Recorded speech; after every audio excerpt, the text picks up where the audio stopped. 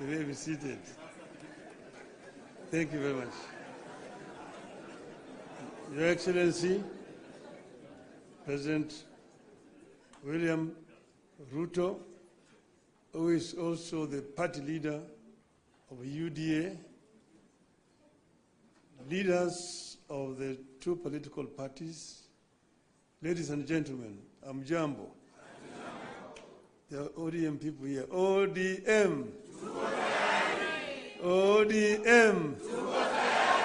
ODM. You see, wako tayari. Well, I'm very happy to stand before you here this morning to talk to you after a long period of absence. As you know that in the last 6 months, I've been engaged in the campaign on the continental platform for the position of the chair of the African Union. Some people ask me why did I decide to run for that position. And I say that I was approached by senior leaders on the continent who, when they saw that that position was becoming vacant, they needed somebody with a Pan-Africanist ideology to go and try to set that movement in the right path so that it can achieve the objectives for which the founding fathers formed it. So they then sent the former Nigerian president, President Obasanjo, to me to come and persuade me to run. And after a lot of soul searching, I made a decision. And some of you will have seen me with President Obasanjo on my side when I announced that I was going to run for the position of African Union chair. I did not expect to be supported by the Kenya government. But somehow out of blues, President Ruto announced that he would support my candidature. I thought this is a better way to get rid of him. Good riddance. I would say that, irrespective of the motives, he actually was genuine because he followed that announcement by giving full support to my candidature. As you know, you cannot run for the chair of African Union without being sponsored by your home government. You cannot just sit somewhere there and say, Mimi ni Professor Kithure Kindiki, I want to be a chairman of African Union. You will not even be seen. Your name must be presented by a government official through the embassy of Kenya in Addis Ababa. And this they did. Not only that, they put also the machinery behind my campaign. And Mr. President Ruto himself called various presidents and made appointments for me and also persuaded them to support my candidature. He himself invited the president from East Africa here in Nairobi to basically adopt me as a candidate for the Eastern region. And this they did. So Kenyan ambassadors in all those foreign countries were also informed and that they would support my candidature. And whenever I went to, they received me at the airport, took me to the hotels, and also took me to meet with the president. I was able to meet more than 40 presidents on the continent. And I traveled Africa from east to west, south to north, like never before. As you know that I have been the high representative of the AU on issues of infrastructure. So I'm not actually strange to these issues, I mean to the continent. But it gave me a better opportunity to now understand problems facing many African countries firsthand from the leadership of the continent. Let's know that our continent has suffered seriously from innovations from outside. First was the slave trade that took so many of AJAABU manpower across the shores to go and work in the building of Americas, both North America and South America. Some were taken to Arabia, some were incarcerated there and died there. So that was the first. Then came colonialism, where they went and set somewhere in Berlin and partitioned Africa according to their interests. British, French, Italian, Portuguese, and so on and so forth. So Africa has suffered seriously. That was colonialism. Then when Africans fought for independence, they granted it, but it was a flag. But then there was also neo-colonialism that came about, and Africa has continued to be marginalized. So I saw this and came up with a program of how we were going to deal with these issues. We campaigned strongly, and we went to Addis Ababa quite confident of victory. Before I went there, the women here, Orange women in Nairobi, organized a prayer meeting for me in Bomas of Kenya. And they prayed for my success. And I told them that they were only going to do two outcomes in Addis. One, we would win, in which case we would have succeeded. The other one, we would lose, but we would also have succeeded. Because I told them why, we will come back home. So east and or west, home is?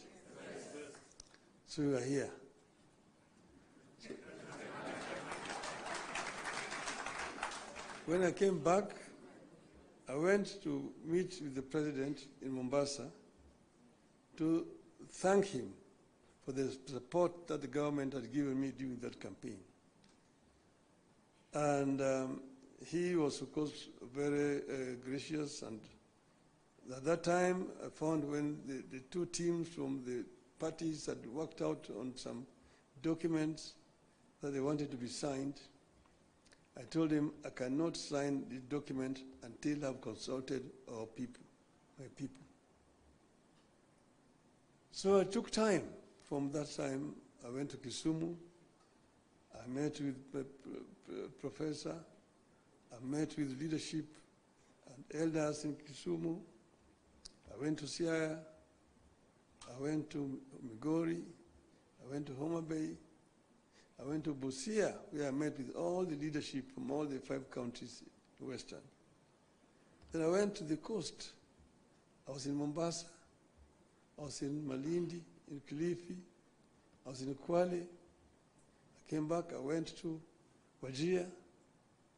I came back. Yesterday I was in Kisii. I was in Narok. I was in Nairobi, here in this same building here with leadership of Nairobi. That is what you call random sampling. And I think I managed to get the feeling of my people, my supporters. And that's the reason why I am today able and confident to sign this document. So I want to say this, I have some notes. Today, you have signed a memorandum of understanding between Orange Democratic Movement and the United Democratic Alliance. The cardinal goal of the MOU is to help ease the prevailing tensions in the country, reconcile the population, alleviate their suffering, and move the country forward by addressing the critical social, political, and economic issues our people are grappling with today. As leaders of the largest political parties in the country, we arrived at the understanding that in a time of significant changes and challenges to our nation, it is not enough to merely grandstand or stand aside and criticize, easy as those may be. They say any madman can kick down a barn, but it takes a good carpenter to build one. We have agreed to help build a barn for our country, rather than merely kick down what we have.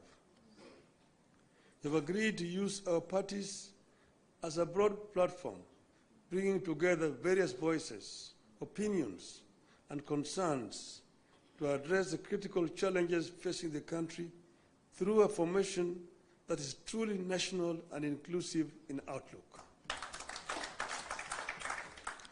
A core problem we agreed to prioritize is youth unemployment and resulting hopelessness that has made them easy fodder in political contests in which there is nothing tangible for them. In this MOU, we agree to embark on steps to realign the country's economic, social, and political priorities to address the youth agenda that has progressively fallen behind in the last 62 years of our independence. Through this MOU, we commit to uphold the Constitution, the rule of law, and respect for human rights. Importantly, we pledge to tackle unemployment, cost of living, crippling poverty, inequality, and failure of the institutions that have been eroded by inefficiency and corruption over the decades, making them unable to deliver to Kenyans. We seek a more equitable country in which all peoples of all backgrounds are included in the enjoyment of socio-economic benefits and are equal members of one indivisible nation. All Kenyans must feel that they belong here by right, and the right to access, without any form of discrimination, whatever Kenya has to offer. We commit to protect and to strengthen devolution as a machinery for ensuring a more inclusive development across the country. In this regard, we will be tabling a proposal that the unbundling of functions that has been recently concluded, counties should get not less than 450 billion shillings in the 2025-2026 financial year. We will also seek the faithful flow of funds to political parties, being vehicles for the channeling of hopes and aspirations of the people. We will use this platform to revisit the constitutional provisions on leadership and integrity, corruption in public life, fundamental freedoms like free speech, protest and assembly, and preservation of the rule of law. We recognize that many of the issues this country is struggling with are as old as the country itself. It will take mutual trust between leaders and the creation of a conducive environment for them to be tackled with honesty and objectivity in a broadly constituted formation.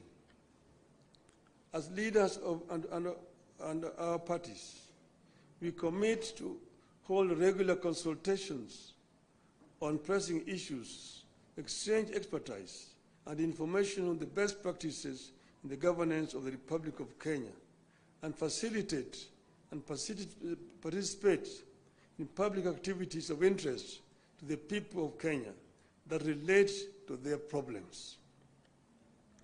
We make it clear that the memorandum we have signed today does not define the formation of a political coalition between ODM and UDA.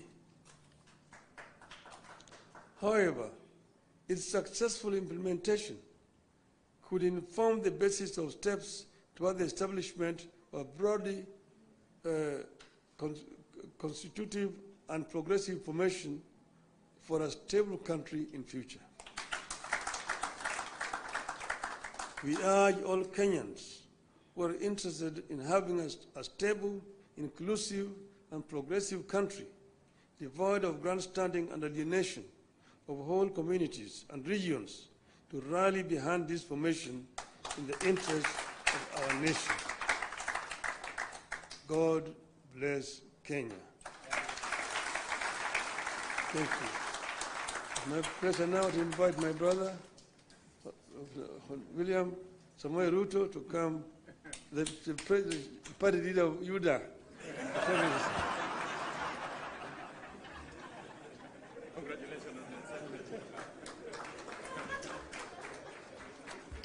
Thank you very much, the Honorable Prime Minister, and please let's take our seats.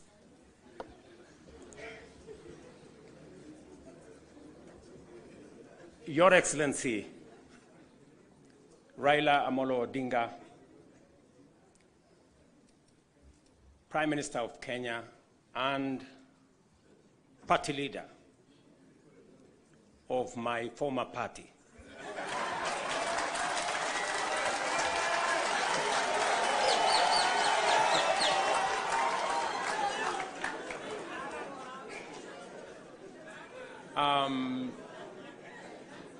Your Excellency, the Deputy President of the Republic of Kenya, Excellencies, leaders of both UDA and ODM, distinguished ladies and gentlemen, good afternoon.